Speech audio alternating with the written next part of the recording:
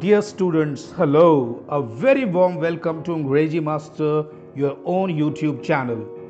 This video is a continuation of your previous video on Nelson Mandela, in which we discussed the inauguration ceremony. Here in this video, we shall talk about history of struggle, twin responsibility of any human, and Mandela's evolution as a great freedom fighter. This part highlights the history of struggles and sacrifices made by leaders before him. On the day of the inaugural ceremony, the author recalled the days of past when the whole system of apartheid emerged. It happened after the Anglo-Boer War, when the whites patched up their differences to discriminate against the dark-skinned people. They were deprived of their basic fundamental rights. As a result, one of the world's most brutal and inhumane society was born. This began even before Nelson Mandela was born. The system created an atmosphere of extreme cruelty and injustice for a particular part of the community. Now, when he is in his 8th decade as a man, he, along with countless others, have changed this entire system that treats humans as second-grade citizens. He ensured from now on everybody would be treated equally. This equal and free country was a result of sacrifices of countless other men and women who have fought all their lives for this day. The author wishes if he could thank them all, but unfortunately, they didn't live to see the result of their courage and their sacrifices. Mandela gathered his courage and power from all these people and thus wished to make them proud. The oppression policy scarred many people and would take a long time for them to move on. He mentioned that this hard time had its negative impacts, but it also exposed a lot of strong and courageous men who would stood up and raised their voice. The likes of Oliver Tambo's, the Walter Sisolus, the Yusuf Dadus, the Bram Fishers, the Robert Subukwas. Thus, it required that level of unjust treatment to produce such great heroes. He expresses his gratitude to them. South Africa, he says, is rich in minerals and gems, but its greatest strength lies in its people. Nelson Mandela has learned a lot from the great personalities he mentions above, who have even risked their lives for freedom. He has learned the true meaning of courage. Courage, he says, doesn't mean the absence of fear, but the ability to overcome fear. The man who overcomes fear is called brave and courageous. He further says, no one is born with hatred. One is taught by his society to hate others because of their skin, color, age, gender, or religion. The author's idea is that if people can be taught hatred, they can also be taught love and brotherhood.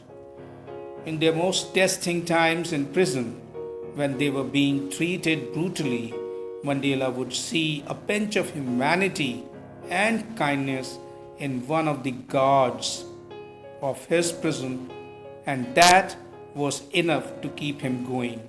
That one spark would be enough for him to continue to struggle and face the brutalities. He emphasized man's magnanimity and goodness can't be extinguished. They may be hidden for some time. In part 3, he talks of twin responsibilities. He said, every human being has twin responsibilities. One, towards one's family, and second, towards his society. Generally, under normal circumstances, a person could maintain the balance between the two. But in countries like South Africa, it was never so easy, owing to the kind of discrimination that was in practice. When a person of color would come up for his society, he would be arrested and taken away from his family, thus keeping them from fulfilling both responsibilities. In the beginning, Mandela did not put his people over his family. But it was only later when he realized that in order to be free, he must ensure his people are free too. He did not have the plan to stand up against apartheid system early in his life. He lived his childhood like any normal child in South Africa. He only had to follow the rules set up by his father or the customs of his tribe. As soon as he grew up and began to learn the facts as to how people of color were treated, he decided to stand up against it. He had this urge for freedom from inside, earlier just for himself, for example, staying out at night, and later for having a basic life not just for himself but for everyone. In Johannesburg, they had to struggle for having a peaceful marriage, family, and other basic amenities. Nelson Mandela joins the African National Congress when he realizes it is not only him whose basic rights are snatched away, but of all those who look like him. He has that fire inside him to free his people from injustice. It is this fire which transforms him completely as a man, from being scared to a brave one, a law abiding lawyer to the one breaking the law, a family man to a man without a home, and a lively person to a monk. It is the knowledge that he and his people have restricted freedom, and they can get freedom from discrimination only through relentless struggle. So he devotes himself completely with all sincerity and religiosity. He concludes, freedom cannot be divided. Snatching it away from one is equivalent to taking it away from everyone, and that means taking it away from him too. So they all must join hands against the oppressor. He also mentions that the need to free the oppressor is as high as that of the oppressed, because the oppressor too is bound by the shackles.